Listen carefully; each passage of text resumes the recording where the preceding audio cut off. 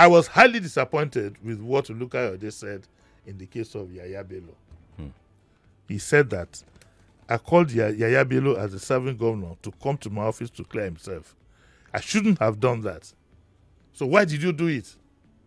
So you precipitated the crisis by doing what you shouldn't have done. You should have followed procedure. I'm sure he will learn his lesson in this. You should have followed procedure.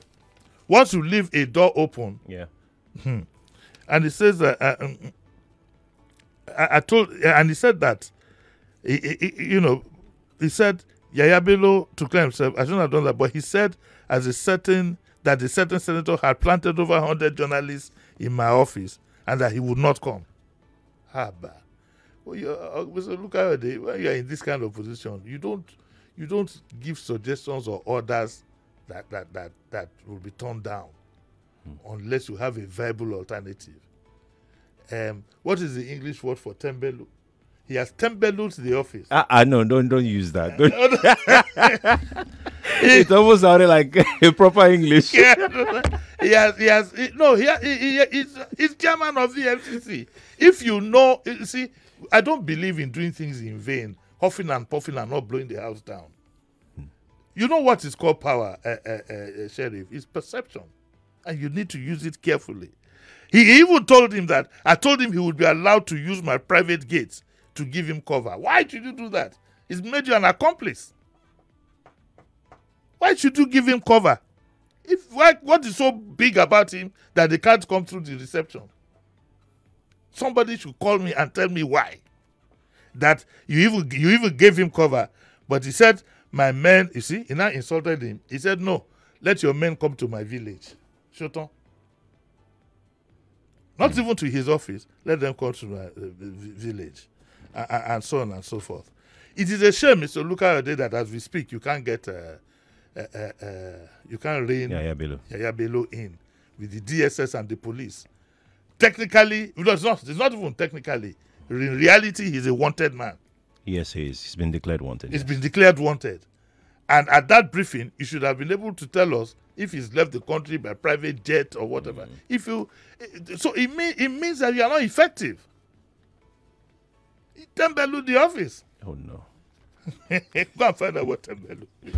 But what I want to know is, yes, when a man is declared wanted by the EFCC, yes, what is the role of the police and the State Security Service? I think I can answer that for you.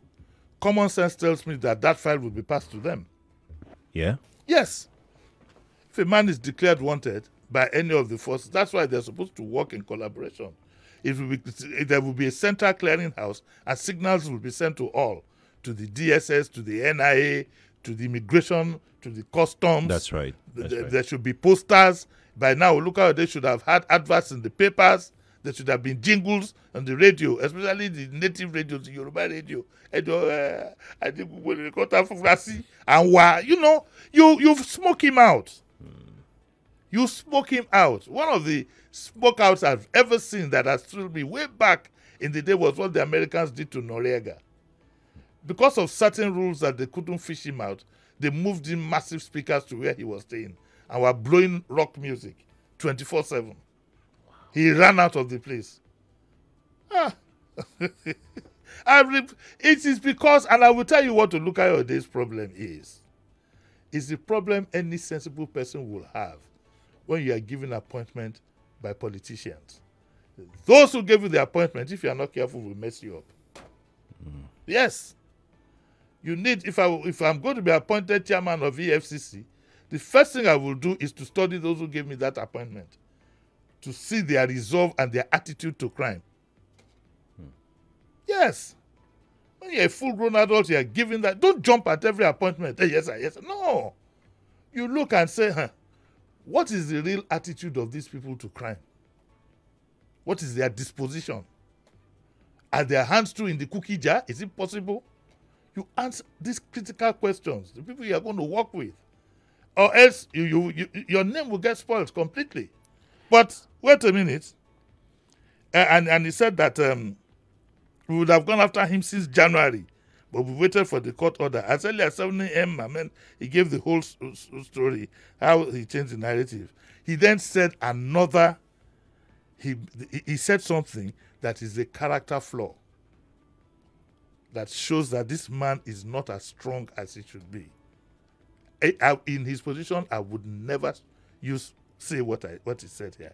He said, if I can do ex-Anambra Governor Obiano, ex-Kwara Governor Ahmed, Chief Olu Agunloye, my kinsman. You don't talk like that in that position. You've personalized it. If I can do my kinsman, who can't I do? Who is stopping you? For me, it's a bit of a crack. If I were to do an analysis on the man, that shows a bit of, and then he says, why not Yahaya Bello? Have you personalized it? No, get the job done. The man is wanted, whatever it takes, go after him. Could that be him stating his resolve to see the case? He has personalized it. If you say, if I did Obiano, who is an Igbo man, and I did Alfu Fatai Ahmad, who is well, I don't know, I don't know whether they are northerners. That one is subject, but if I also could do Agunloye, my kinsman, why not Yahaya Bello? It's not a good mindset for that job. That's my view.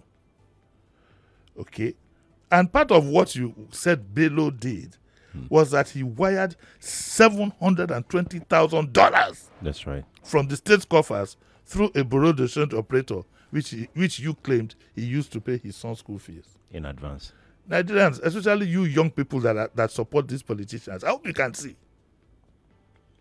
because he also has his own internet warriors out there. I hope you can see. It's 720,000 of government funds to pay only his own son's school fees. Yet he didn't pay salaries. Let's dwell on this too much. The story is on the Punch, so we don't waste valuable time. There are other stories that we have here.